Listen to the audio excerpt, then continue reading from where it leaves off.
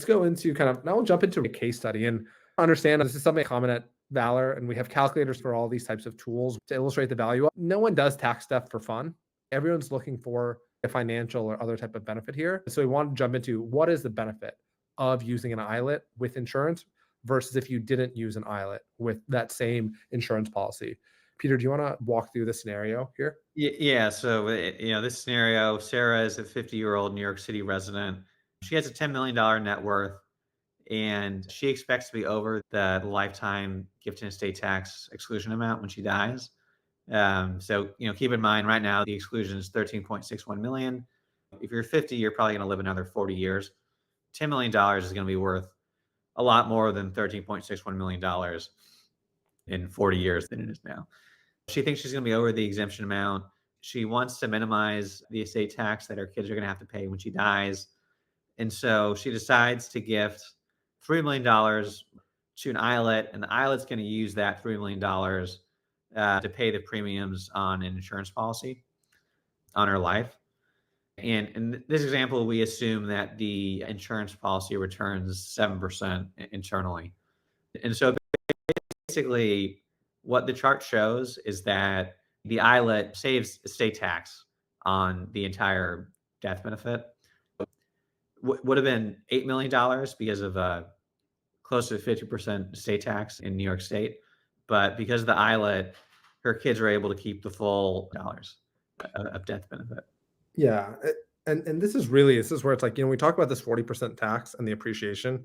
This is really what it comes down to is you're able to, that delta is otherwise going to the government. So it's really a question of, passing it on to your kids or passing that on to the government. And this is why ILITs and a lot of these irrevocable trusts become a kind of a no-brainer. If the exemption amounts drop as they do in January 1st, 2026, people will be facing more in taxes. And so the value and starting to do estate planning even earlier becomes more important. Yeah. In some ways, this is actually understating the benefits because, with the ILIT, those assets are more creditor protected. Those assets are going to go into a trust for the benefit of your kids when you die. And those trusts are going to be creditor protected and outside of your kids' estates. So there also won't be estate tax when they die. But the basic idea is that for pretty marginal amount of cost, you can save a huge, multi-million dollar amount of estate tax when you die.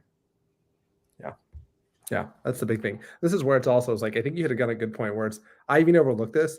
The asset protection benefit of this is really valuable. The unfortunate reality is we probably all understate risk, particularly for these kind of like one-off events of whether it's a divorce or car accident. And, just even ignoring the estate tax benefits, in some sense, this is obviously housing insurance, but it is also insurance.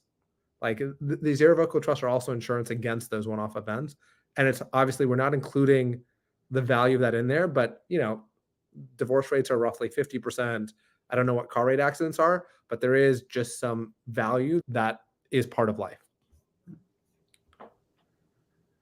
There's a question from Caleb here. It's really trying to break this down of, in this scenario, of do they pay the tax on the other? I think he's saying the $8 million difference.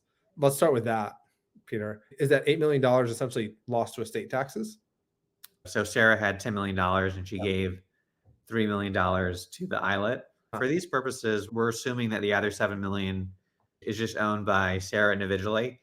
So we're assuming that the other $7 million is owned by Sarah individually.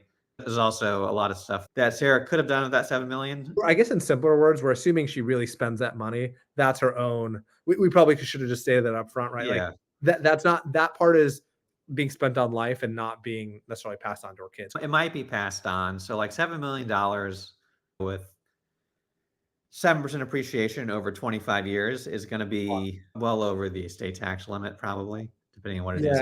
Years. Yeah. So she'd pay estate tax on that amount.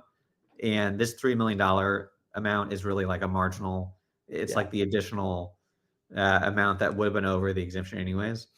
So that's sort of how we're thinking about this example. Really for clarification, this is focused on that $3 million essentially that goes towards the premiums for the insurance policy.